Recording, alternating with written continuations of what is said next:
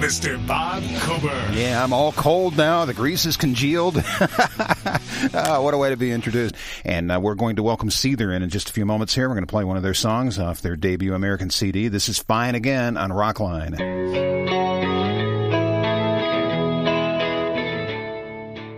Fine Again is the name of the song. That is Seether Disclaimer is the name of their brand new CD, and we'll have the guys on the show in just a second here. Your number to call is toll-free as always. It's 1-800-344-ROCK, 1-800-344-7625. Next week on Rockline, we're pleased to welcome the Donnas. We'll be back with Seether and your calls in just a moment on Rockline.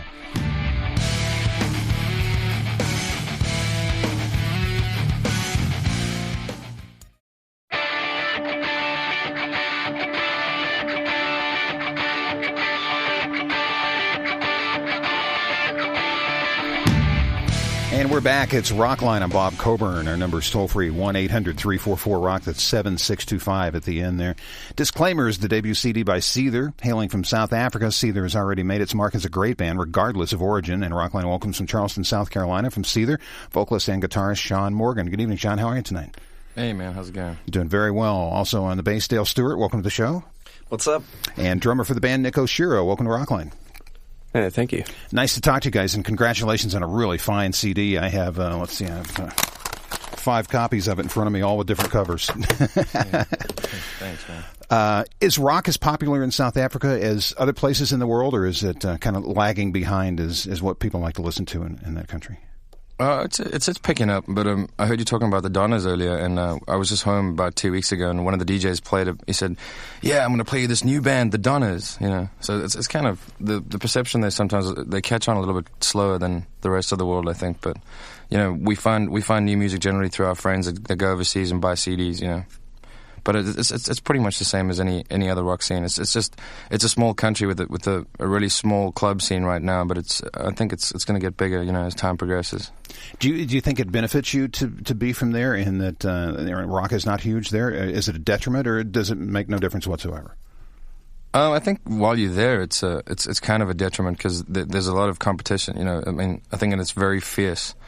And I think we came on to the scene really quickly and got to a point where we were headlining the festivals really quickly, and that I think intimidated some people, you know, in the other bands that had worked for a couple of years. Well, they've been around for like 7 years, and they were opening for us, you know. So I think that kind of irritated some people. But as far as the music, I don't think it hinders us at all. I think we don't particularly write any kind of, you know, we don't restrict ourselves to writing about South Africa or that kind of thing, so... Now, you guys have spent quite a bit of time here in the States. Do you feel immersed in American culture? And is American culture that different from South Africa, really? It's not different at all, but yeah, it's when I went home, I didn't know what I was doing.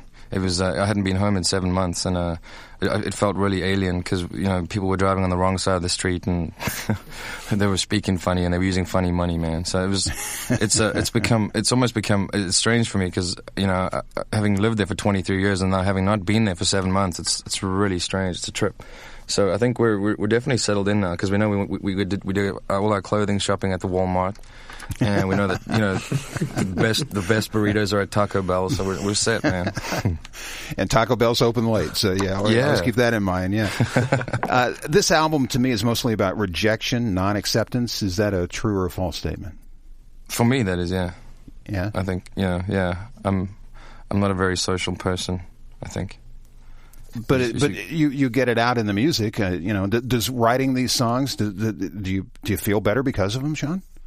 Yeah, I think it's definitely like it's cheaper than paying someone $100 an hour to sit on their couch and tell them all about it, you know. And a whole lot more fun. Yeah, totally. Yeah, just, you know, plug in and that's a whole lot more fun. You guys want to talk to your fans? Got a bunch of people lined up that want to speak to you. Yeah, that'd be cool. All right, we'll start with a caller from Georgetown, Delaware. His name is Brandon, and Brandon, you're on Rockline with Seether. Yeah, my question is, how involved are you in the production of your videos, and who came up with the idea of holding up the signs in your video?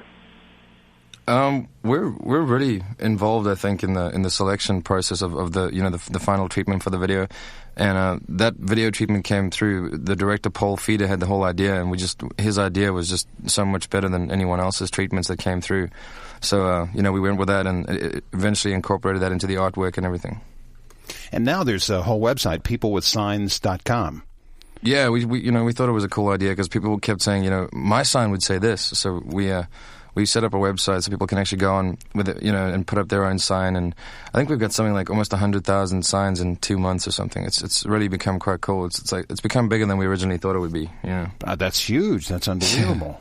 Yeah. How'd you end up with all the different album covers? When we were taking the pictures of the people to use in the video, we had about 45 different people, and there were so many cool signs and just striking images that we couldn't pick our favorite one. So we decided to go for 10, and in that same way, people can choose whichever sign they think speaks to them the most. So it's we kind of wanted to give people a bit of a choice in that too. And they can get that in any CD store they want, or at Walmart where you guys are shopping for your clothes. Yeah, So, You might run into us buying yeah. sweaters up in upstate New York. Sure, it's all happy family stuff there. Hey, Brandon, thanks for being on. We'll talk to Christina in Wheeling, West Virginia, and you're on Rockline, Christina. Yes, I have 3 questions. Okay. I would like to know what was the highlight of Ozfest for Seether, if they met any of the Osbournes, and if they would do Ozfest again. We didn't meet any of the Osbournes. I think, actually, I ran into Jack the one day in the cafeteria, but I think I scared him because he didn't say anything to me. And the highlight for us was, what do you think? I think the highlight for me was playing on the main stage. Yeah. We played the one show, and I think it was Mountain View, California. We got the cool sound, and Tommy Lee ran out and introduced us, which was really cool. And I think, we would definitely do that again.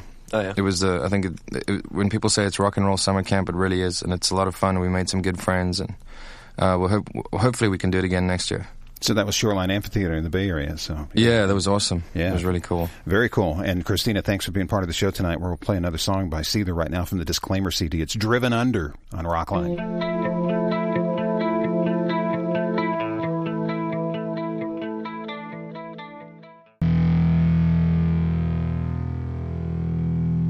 It's Driven Under by Seether. And Disclaimer is the name of the brand new CD. I'm Bob Coburn with Sean and Dale and Nick taking your calls toll free at 1-800-344-ROCK from Abilene, Texas. Keith, you're on the show. Welcome. Yes, what's the oddest job you guys have had before you got into music? Oh, you got to go around the room by name, guys. We're not letting you off the hook on this one. Okay. Sean, I was a jeweler. So, I mean, I think, but basically I left school. I went to London for a while, did some construction work, and then I went back home, bummed around for a year, and then I went and started making jewelry. So that's basically the only 2 jobs I've really ever had. Now, when I think of South Africa, I mean, diamonds come to mind. Were you just making costume jewelry, or are you in the diamond industry? No, actually, I studied for 3 years, and actually I was a designer and manufacturer of like, real, platinum and all that kind of stuff. Yeah, wow, cool. So it was cool. Next. Guys? Telemarketing job for 2 weeks right out of high school. And I can't see you because you're in South Carolina. So who's speaking? It's Nick. That was Nick. Okay. Telemarketing for 2 weeks, Nick? 2 weeks? Couldn't believe it. The company actually folded, and that's what forced me out. Dale, what about you? Before I went full-time in the band, I was working in a fishing tackle shop, selling bait. Dale's a closet angler. Yeah, I'm an angler. All right. Well, it's pretty interesting stuff there. Reminder, if you get on the air tonight, we'll send you a copy of Mudvayne's The End of All Things to Come, if you got on with those guys, from Epic, or Seether's Disclaimer, courtesy of our friends at Windup. And if you'd like to talk with Seether, call us right now. The number is toll-free for you. And I don't see any lines open, but give it a shot, and maybe something will open up in a second here. It's 1-800-344-ROCK, 1-800-344-7625. Back with more of your calls and Seether next on Rockline.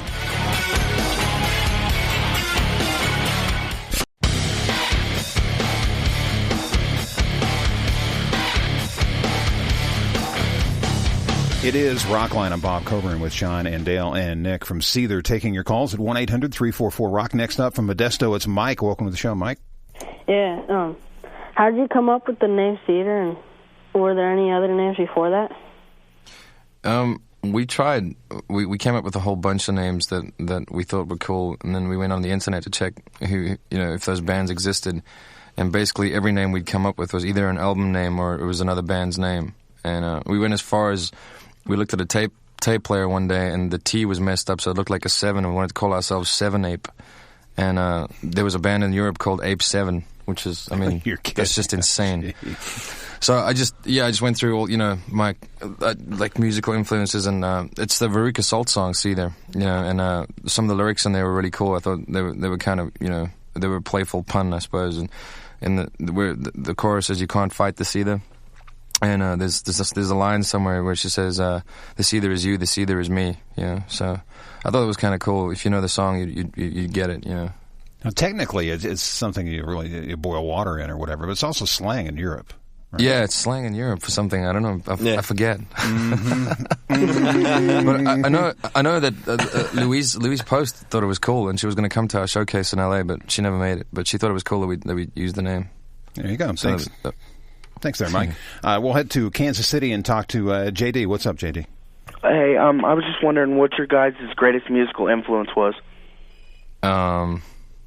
Everything, man. Everything since I heard Nevermind. That was what really got me into music, and then I got into bands like Rage Against the Machine, and listened to Korn a lot, and Pantera.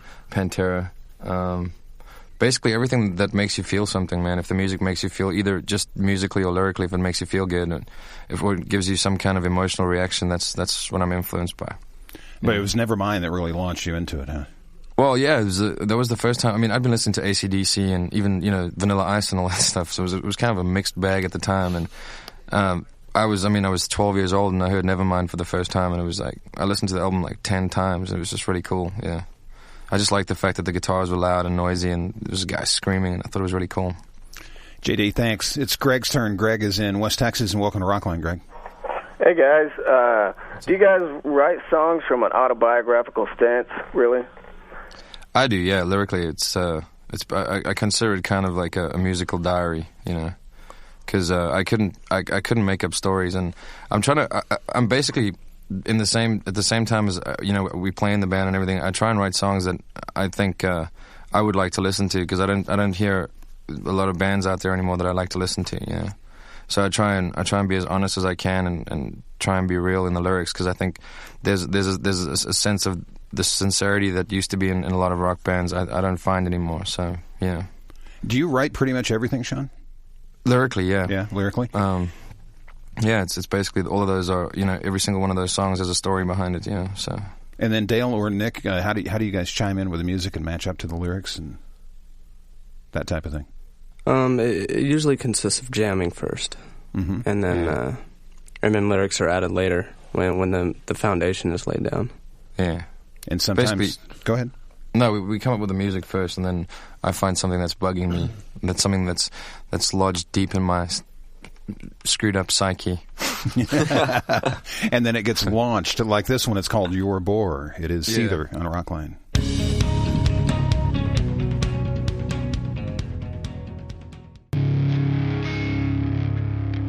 A song called Your Bore. It's Seether. Disclaimer is the name of the new CD. I'm Bob Coburn, and we're with Sean and Dale and Nick. And your calls, too, at 1-800-344-ROCK. From Canton, Ohio, it's Kling. Welcome to Rockline. What's going on? What's up, man? I got two questions. I just want to know, what does Broken mean, and what's your favorite song off the CD?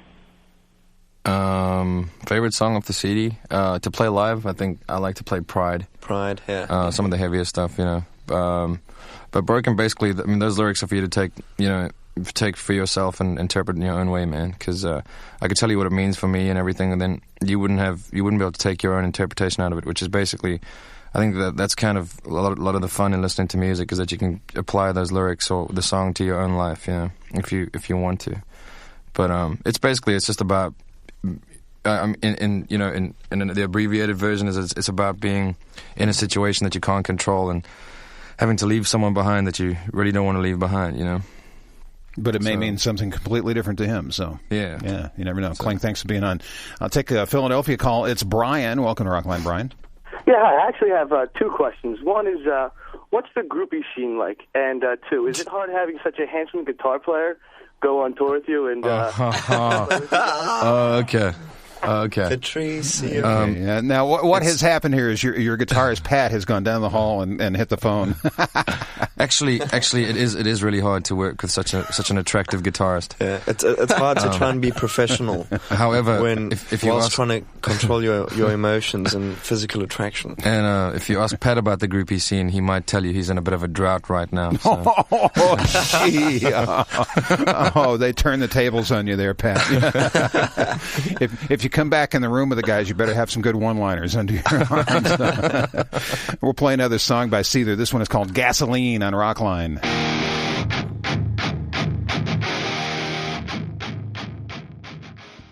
That is the song that opens the Disclaimer album by Seether. Gasoline is the name of it. I'm Bob Coburn with Sean and Dale and Nick and your calls. And next up from Appleton, Wisconsin is Sam. Welcome to Rockline, Sam. Hey guys, excellent record. I have one question. Pre-show rituals, if any, what do you guys do to get pumped up before a show? Lately we've been listening to Seven Dust album, Animosity, because we just love the riffs on that. It kind of gets you into a rocking mood, man. And Dale I think Pat does a bit of stretching. He kind of. I do a bit of stretching. Pat looks like he's about to run a race or something because he gets all stretched out on the floor of the bus and.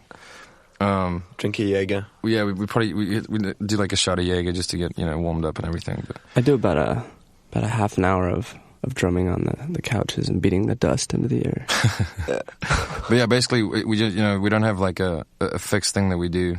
We all retreat into our own little place for that the 20 minutes before or whatever, and then go out there and try and put on the best show we can. Do you then kind of come together as a band and hit the stage and Yeah, got to do that. Get the group thing going there. All right, there you go, Sam. I'm glad you enjoyed the new CD. It is a good one. Disclaimer by Seether. And next up is Roy from Kansas City. You're on Rockline, Roy. Yes, I was wondering, was your family supportive to your music career? Not at all. Actually, my dad and I had a lot of fights about being in the band, man. So I used to pretend that I was going to a friend's house just to sleep over, and then while I was there rehearsing, then we'd go out and play shows. And ultimately, I actually ran away from home when I was 17 to record a demo because he wouldn't let me do it. But no, today he's one of our biggest fans. He'll go into a record store and bitch at them because there's no CD in stock. So he's really cool like that. Working the marketing angle there. Why not? Did you come from a religious background, Sean? On my mom's side, yeah. My dad wasn't really religious at all, so I think he's a jaded Catholic. So I just, I was exposed to it. My mom was kind of, she was overly religious, one of those that we used to have to, when I was like 5 years old, wear a 3-piece suit to go to church on a Sunday, and then sit in like a 3-hour sermon, So it was weird for me. I was too young to understand it, but other than that, yeah, I mean, I was allowed to choose, My dad was cool in that sense that I wasn't forced to do anything, and I was allowed to choose for myself, yeah. But I think Dale's parents were really supportive of him playing music. Yeah, initially, they've always been supportive of me playing music, but when I wanted to go into the band full time, they were a bit concerned. They're like, "Well, you sure you must do this?" And I just thought, I better do it while I'm young, while I've got the chance. And I did it, and things started happening, and we got songs on the radio, and when that started happening, then they were totally supportive. It was cool. Yeah, validation helps. And Nick, what about you? Yeah, definitely supportive. My parents used to actually come out to gigs that I would play and go dancing and drinking and whatever. So yeah, and Pat's mom does shots with him. Yeah, at the shows. Yeah, she's really cool. That would be Pat who went down the hall and tricked the band a few moments ago. We'll take a timeout. We'll return with Seether in just a moment. You're listening to Rockline.